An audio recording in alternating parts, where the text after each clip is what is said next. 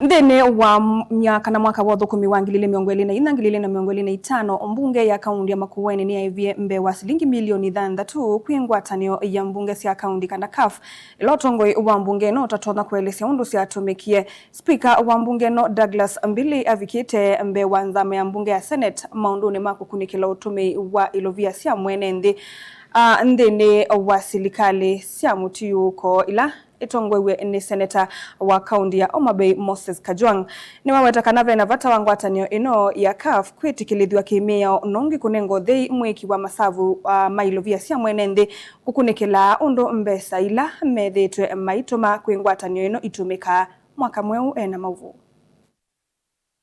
Kutwika mbunge ya kaunti ya Makueni ni mwe mbunge sya kaundi ila itumite ilovia nesa nthini wa mwaka wa uthukumi wa 2024-2025 maukuli mavyuyu lwa undu mbee wa silingi milioni 6 ila mbunge ino yaivie kuelekela ngwatanio ya mbunge sya kaundi CAF Syatumikie nimeyumilia kavindani kala speaker wa mbunge ino Douglas Mbili wafika mbee wa nzama ya kuthuima utumi wa ilovia sya mwene nthi kuelekela Silikali ni sya mitiyuko mbunge ni ya Senate. Since it is not auditable and there are no financial statements submitted to National Treasury or to Office of the Auditor General and therefore an audit report, then it will be difficult at this sitting to be able to justify that expenditure. I must confirm. How is CAF incorporated? Is it a society? Is it a welfare?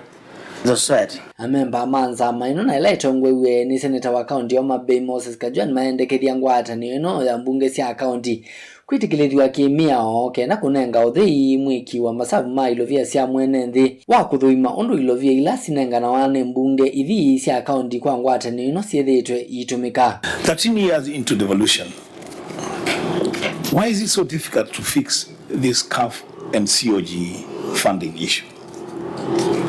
Who is not willing to do it and why? Because then we would be asking the questions that we're asking now to the OAG to tell us how the 6 million that the County Assembly of Makueni sent to CAF, how that money was utilized, whether there was value for money, whether there's loss of funds, or whether there are any irregularities therein.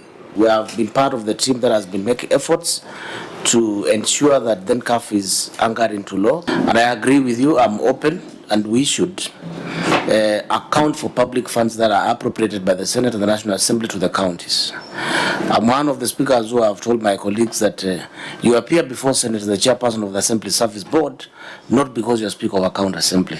Vindane kaunza mainoni ya kathi alivoti nzio ya mwiki wa masavu mailovia sya mwene ndi kuelekela mbunge ino ya Makueni na valama wetaka na magavana alama na atuye kulea kuvika mbee wa nzama ino tamena mathina maingi maundu matumite ilovia thini wa kaundi syo. So we commend them. Mr. Speaker, your comments are spot on that the people who are afraid of this committee are the people who have stolen.